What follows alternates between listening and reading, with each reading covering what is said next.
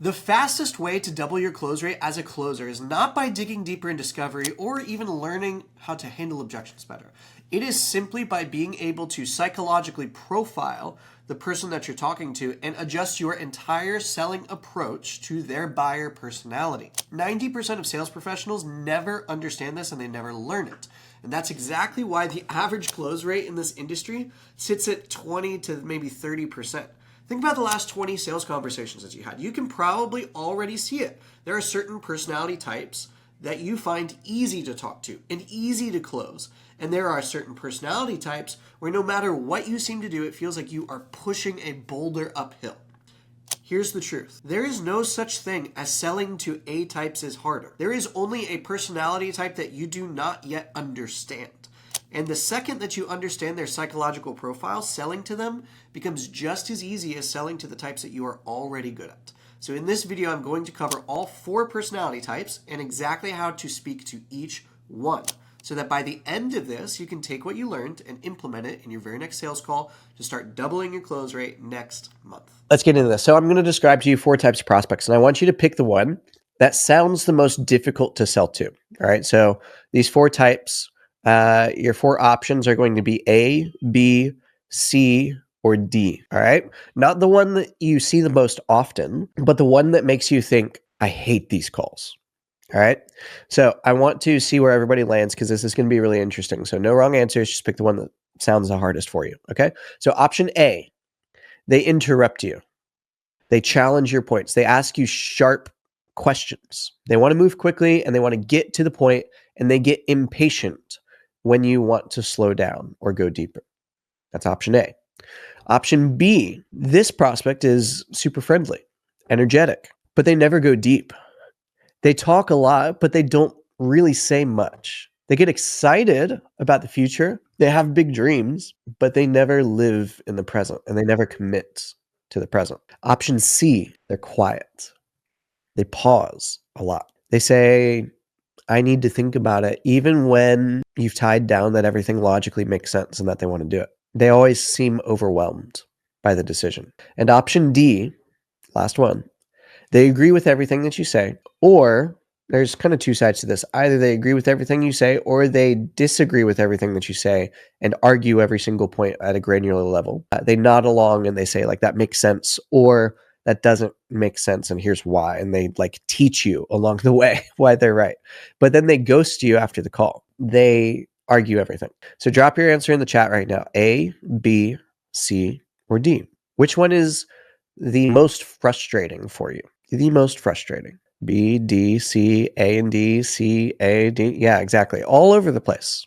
Here's what's really fascinating. The one that you picked is probably the opposite of your natural style. If you picked A, then you are probably not an A yourself. If you picked D, you're probably not a D yourself. You may be a D just in the other word, you know. But that's the problem, right? We struggle with the personalities that don't match ours because we don't understand their language. We don't understand their behavior. But again, the goal is that by the end of today, you're going to understand all 4, and you're going to start seeing why the calls that felt off were actually just mismatches that you didn't know how to navigate. All right. So I'm going to break down these 4 archetypes, not just like here's how they act, but you know what they're protecting, what their nervous system needs, how they handle pressure. And then second, I'm going to show you how authority actually works differently for each type and how status affects each type differently, because that's what will build trust with one personality, but what will absolutely destroy it with another. This is where like all the status games that you see some sales trainers talking about, you know what I'm talking about with that? Yeah, just is absolute bullshit. And then third, I'm going to show you what each archetype's objections really means, because I need to think about it. For one prospect means something completely different depending on who's saying it, right? And then fourth, I'm going to show you the patterns inside of your discovery, inside of the testimonials that you share, inside of the pitch, inside of your closing process, like the actual close of the call after the pitch, the small things that are actually costing you the deal with each type. Just to be clear, again, I'm not going to give you scripts for these. You don't need them. You just need to understand the pattern, right? I'm not going to tell you exactly what to say in every situation because every call is going to be different. And what I'm going to do instead is show you how to see, okay? Once you see the pattern, you don't need the script. Once you see the pattern and you understand what created the pattern, you just need to respond to that and give them exactly what they need. And it's going to feel different, all right?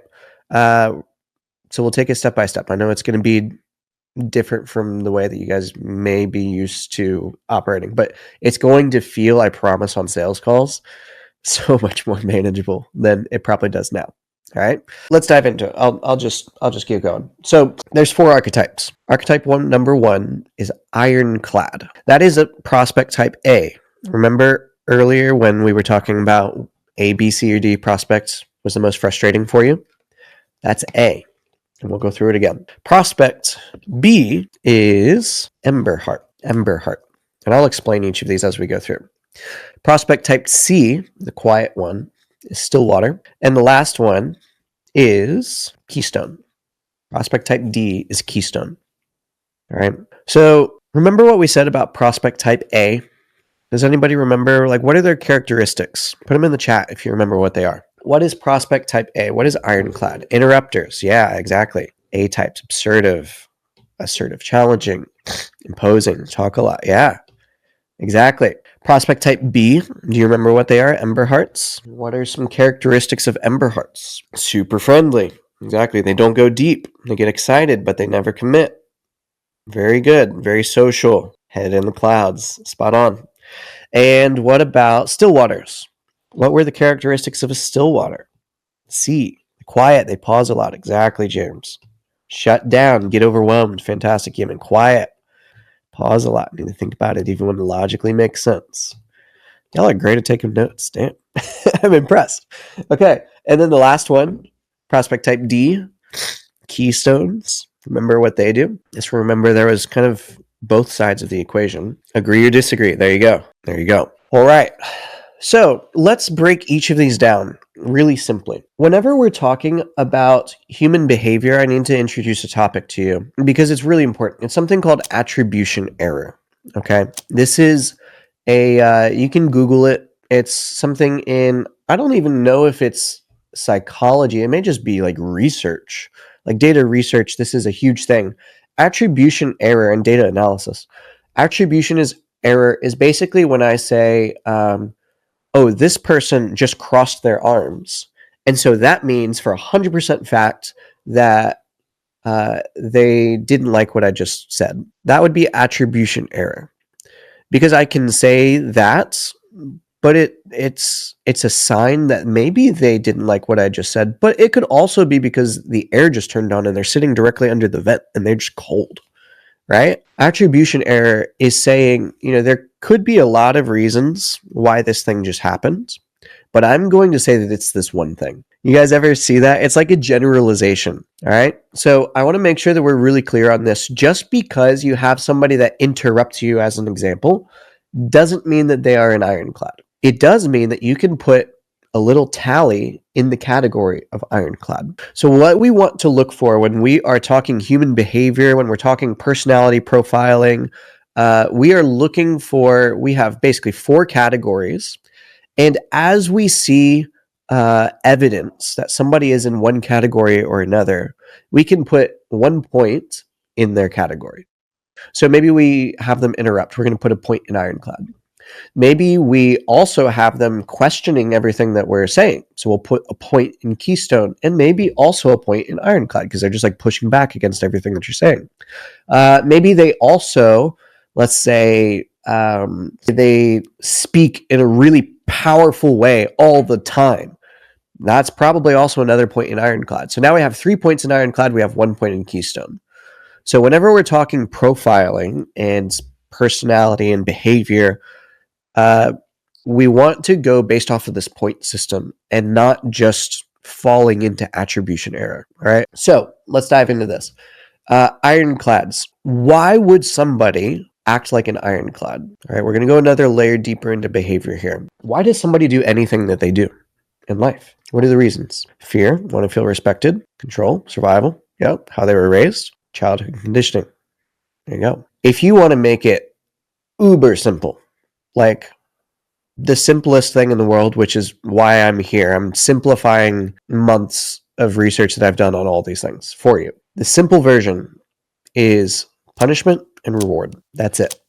It's the only reason that anybody does anything in their entire life is punishment and reward pathways. So maybe you've heard of Pavlov's dog's experiment. So I'll explain it briefly. The experiment with Pavlov's dogs was training dogs to come get their food at the sound of a bell. So basically what happened is they had a bell, and underneath the bell, they put their food. And whenever they put their food out, they would ring the bell, so that inside of the dog's brains, right? It's just neuroscience here. They got a reward pathway whenever they heard the bell because they got food, and food is good. Food is survival. Food is energy, right? It's wired into us for that. And so then what happened is as they started just doing this day after day, the dogs started getting more and more rewarded for coming and eating when the bell came. And whenever the bell rang, eventually the dogs just started salivating, even if there was no food. They just rang the bell, dog salivates. Ring the bell, dog salivates. And so I'm not saying to look at your prospects as dogs, but it's a very easy way to understand how behavior works at a very simple level. Reward and punishment. The other side of it is, have you ever seen, it's very sad, but it's a good teaching point here. Have you ever seen somebody or an animal or whatever that is used to getting hit? Like I said, it's very sad, but if you raise your hand at an animal like that or a person like that, what do? They shrink. If I just walk up to you in the street and I just go, there's some people who will get out of the way because they've been trained to, react a certain way because they've been trained to, but most people will just guard, or they'll run, they'll flinch because they've been trained to do that. That's all that it is. That is all behavior is about, is reward and punishment pathways. So let's go back to prospect type A, ironclads. Why do they act the way that they act? Their politeness got them fucked. Yep, trained from experience. Positively and negatively, remember. So on the positive side, they got rewarded for acting a certain way. They got rewarded for acting big, for acting bad, for interrupting, for getting straight to the point. And then they may have also been punished for not doing that. A lot of times, A-type personalities, in this sense, like A-type could mean a million things in different contexts, but I know how salespeople usually view it. Ironclads, and even just, I shouldn't even make the association. So we'll go a different route. Has anybody ever met a bully? And do you know, like, why is the bully a bully? Because they were hurt as a kid, generally, right? They're just protecting themselves. The only way that they know how. Hurt people, exactly. So they're just protecting themselves by getting to the bottom line quickly, right? What are they protecting themselves from when they want to get to the bottom line quickly, right? They're looking for speed. What are they protecting themselves from? What's the opposite of speed? Time wasting. Exactly. So they in their life have been punished for wasting time and rewarded for not wasting. That's not a bad thing at all. But if you are a Stillwater and you like to go nice and slow, and you're talking to somebody that has been punished for going slow, what do you think is going to happen? This is why this is important. Next prospect type is going to be Ember Hearts. What are the characteristics of Ember Hearts? What do they value? What do they not value? Let's speak in those terms. What do they value? What do they not value?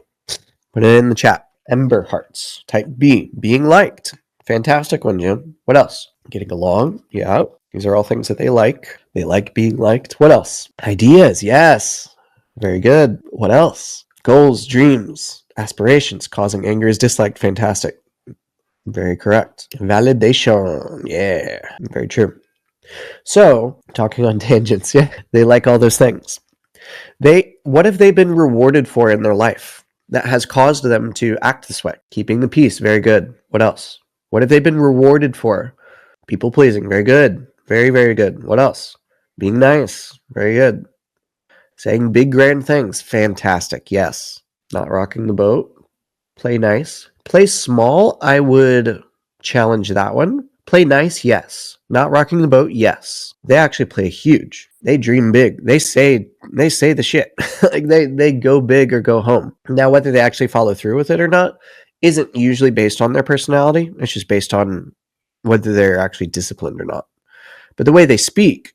Okay, so now let's go to still waters. What have still waters been rewarded for in their life? Still waters. And I want you guys to notice that each of these has been named in order to help you remember this as well. If you go out into like behavior science and personality profiles and all that sort of stuff, they don't really do that very much. So I'm trying to, again, help you guys with this. So you're not working about, okay, being a good rule follower. Yep. Making the right decision, listening, thinking before they speak, not talking, avoidance, keeping quiet. Yeah, exactly. They've been rewarded for. An easy way to think about this is imagine we're at a conference. Okay, we're at an in-person, we're at SalesCon. All right. We're at SalesCon. Still waters are the types of people who will find the one person that they know and just stick with them the whole time. And maybe even sit like in the corner of the room. Or maybe they won't even go in the room and they'll just like stand outside and talk to that person. Whereas Ember Hearts will be the person going and saying hi to everybody, asking what they're up to, talking about what they've been up to. Ironclads will be the type of people who maybe go in and sit straight down, like they're there to learn, they're there to focus, not going to waste any time anywhere else or whatever. Or if they are there to network, then maybe they will act like an Ember Heart. They will go and network with people because that's not wasting time.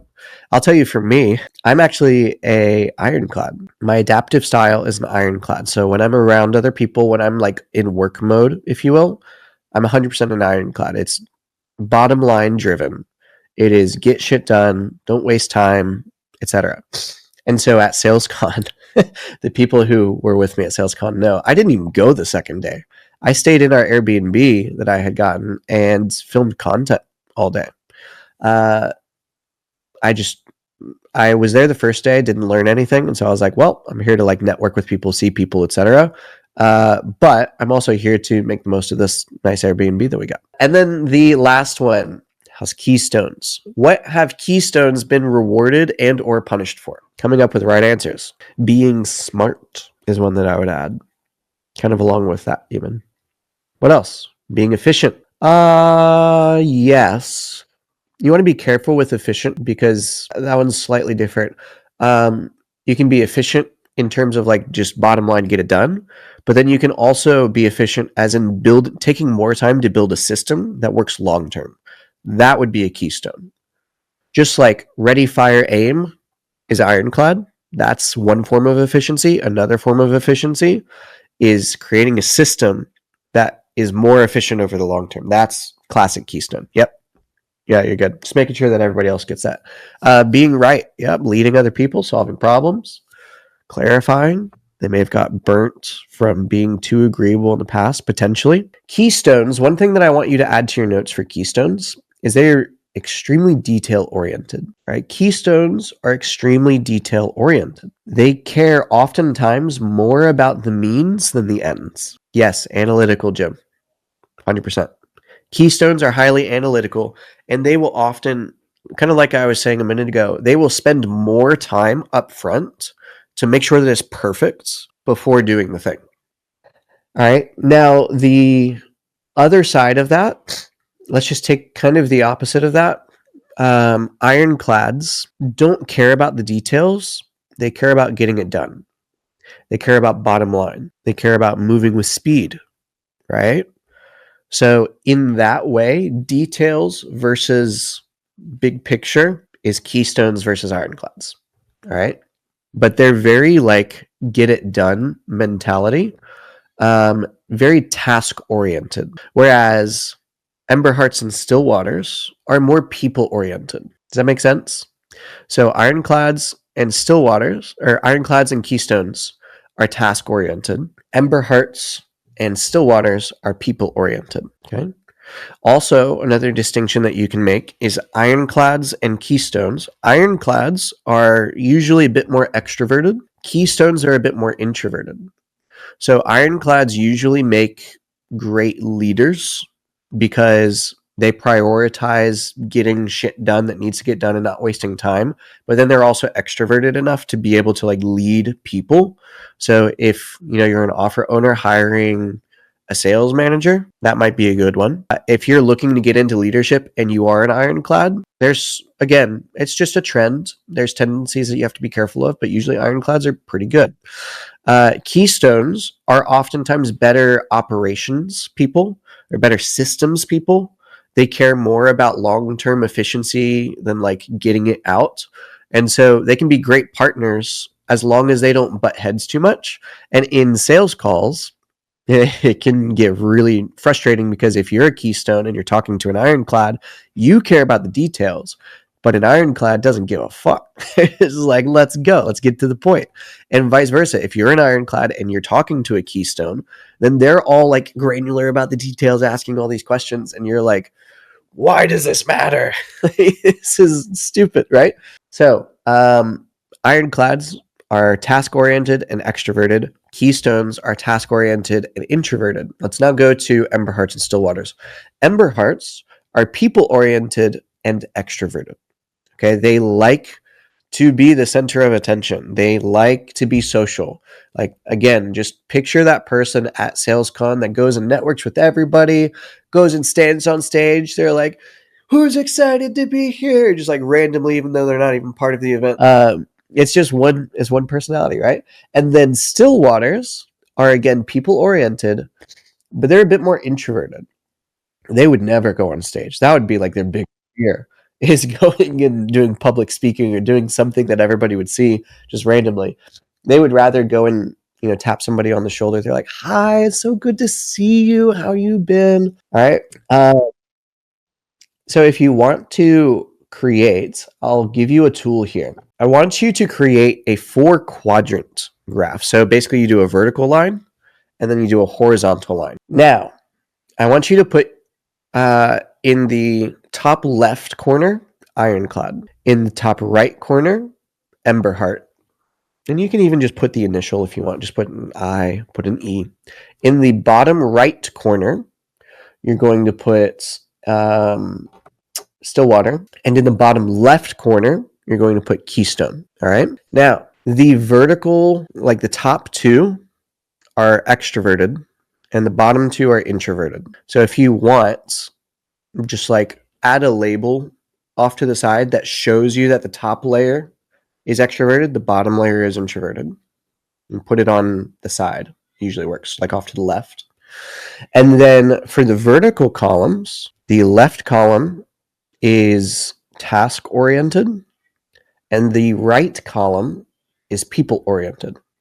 Now that we know how to identify people, it becomes pretty easy to know exactly what not to do. All right. So as a salesperson, let's talk objection handling, because this is going to get really clear here. For ironclads, what should we not do in a sales call in general? And if you want to get more specific, what should we not do in objection handling? You should not be direct. Be very direct with ironclads. Yeah, don't stutter. Don't be uncertain. Exactly. Just be straight with them. Shoot them straight and tell them that you're shooting them straight. If I'm talking to an ironclad, I'd be like, John, listen, I'm going to shoot you straight here. Right? Bottom line, you don't need to do all the shit. You just need to know the right thing to do so you stop wasting time and you get to the result as quickly as possible so you can move on with your fucking life. You can do bigger and better things. So let's not waste any more time and let's just get you to where you want to be. Fantastic. Let's go to Ember Hearts. What should we do and what should we not do inside of the call in general and inside of objection handling with an Ember Heart? This is where this is getting really tactical, you guys. It's like this is where you can really implement all of this stuff today. Stay positive with them. Don't push too hard. Okay, possibly. Future pace them heavy. Yeah, they'll go with you for sure. Should direct them. Should be not too direct. Yeah, this is where you have to understand your person. All right, I'm going to give you guys a little sauce that I wasn't planning to give you. Other behavior science kind of principle here, and just overall humans, You want to pace where they are now before you move them. So Victoria, can I use you as an example? So Victoria, you said that you are an Ember Heart, correct? Okay. So as an Ember Heart, the worst thing that I could do is to be extremely direct with you and be very detail oriented. And like that's going to be very triggering for you. So what I want to do first is talk to you as an Ember Heart. I'm going to say things like, I know that you get this, Victoria. What matters most in life is where we're going, right? I'm going to say things like, our dream dictates the steps that we need to take in order to get there. I'm going to say things that resonate with an Ember Heart to you first, and then I'm going to do what needs done. Does that make sense? Because you guys are getting this in the chat. Like, I'm seeing what you're saying. Like, direct them but not be too direct. So this is something in behavior science, and actually it's a hypnotic principle as well called pacing. Okay, you want to pace somebody first and then give them direction where they need to go, because pacing gets you past their critical factor a little bit. So imagine that there's a little security guard in the front of your brain, guarding your brain from this world of information. What is going to be helpful? What is going to be harmful? What is good versus bad? What is going to help me versus what's going to harm me? That's what that security guard is there for, to protect you from the things that are going to harm you and to let past the things that are going to help you based on what you believe, based on your paradigm. So if you're an Ember Heart, the things that help you are being social, it's being extroverted, it's getting the approval of other people, it's being seen, being heard by a large group, it's dreaming, all that kind of stuff. So the way I'm going to speak to an Ember Heart first is to let that security guard know, hey, I'm speaking your language, dog. I am the same as you. I am on the same side of the table. I get the way that you view the world. We are the same, right? And if we're the same, then there's no threat. Does that make sense? So you make them feel understood, yes. And then that's when you direct them. But you still need to direct them in the way that they need to hear it, right? So as an example, if Ember Hearts, one of their downfalls is that they're not very detail oriented. They just want to be like loosey-goosey, fun, dream, extrovert. Like, they don't care about the details. They just want everyone to be happy and like live in a great, perfect world. That's fantastic. But also, you need to like granularize your goals. You can't just like say, I'm going to be a billionaire. It's like, okay, how are we going to do it? So the way that we do that, remember, is just by framing it inside of that pacing. So we say, dreams are the most important things in our lives, because without dreams, we don't know where we're headed. But dreams without steps never get achieved. Do you want to achieve your dreams? Yes, I do. All right, let's talk about how we can actually do it. I know that I'm firing off so many neuropeptides in your brain, Victoria, right now. Like, you probably feel amazing. That's the point. When you learn how to do this, you guys, I swear, it's sales on easy mode. You can do the whole, button heads. You can do the whole paradigm shifting, change your identity from 1.0 to 2.0. But like, let me ask you, based on what you know about the 4 archetypes, which archetypes will resonate with that 1.0 to 2.0 change? Like paradigm shifting, big change, fast, get it done. Which prospects will actually like that? Ironclad. Yes, and Keystone potentially. Ironclad and Keystone. Exactly. Maybe Ember Hearts too. But if you ever come across a Stillwater, that will scare the shit out of them. Notice the name. It's Stillwater. They just want to keep the peace. They want comfort. So if you talk to a Stillwater that way, it's going to be a fight. And they're going to be so afraid. And you might win them over, but they're going to refund the next day. How do we talk to a Stillwater? What do Stillwaters need in a conversation? How should we operate on the sales call? What should we do? What should we not do? If they like to keep the peace, if they like to be people-oriented, if they like the tight connection, not being seen by everybody, but wanting to just be seen by the right person. Give them space. Exactly. Time, patience. They want to feel safe. Exactly. Certainty. Exactly. Safety, security. So let's talk about, let's say that we're selling a biz up and they want to go all in on something like this. A rare Stillwater type. They really want to change their life. How do we talk about the life change for somebody that is afraid of change? It's one step at a time. Don't need to explain the process. They don't care about the process. They're just afraid of change. Start small. Exactly. If they are afraid of change, then all we have to do is show them this is actually not changing at all. Start small. One step, one foot in front of the other. Last one, keystones. What do we do? What do we not do in a sales call if our prospect is a keystone? Give details. Yeah, exactly. Everything. You'll have everything covered. No stone left unturned. Exactly. Yeah. Give process clarity. Be more in depth. Explain the process. Very good.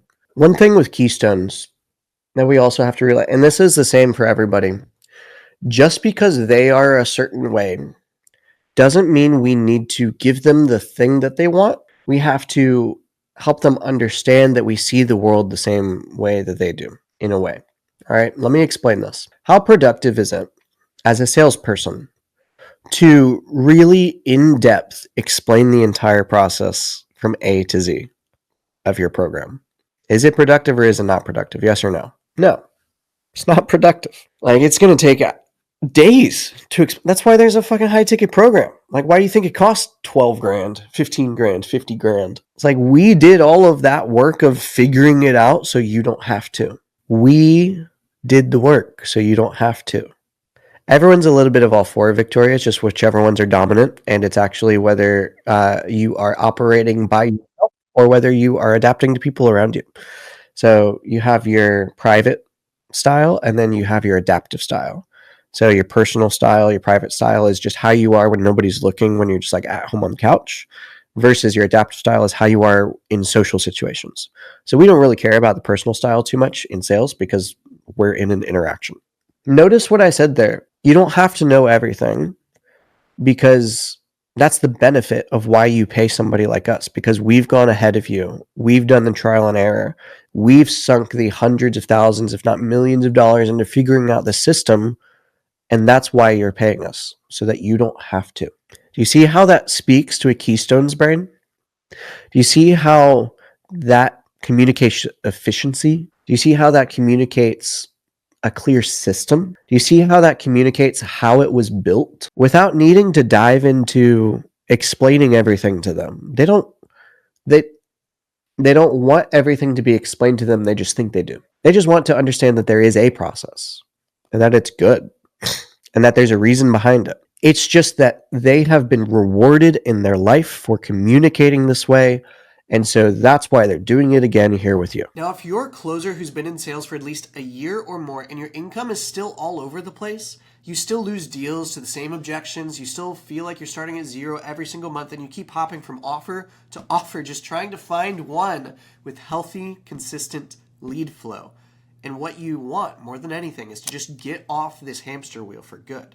To become so good at sales that wherever you go, whatever offer you're on, you can make as much money as you want. Consistent commissions, no financial stress, and finally achieve the freedom that you got into sales for in the first place. If that's you, then click the first link in the description down below.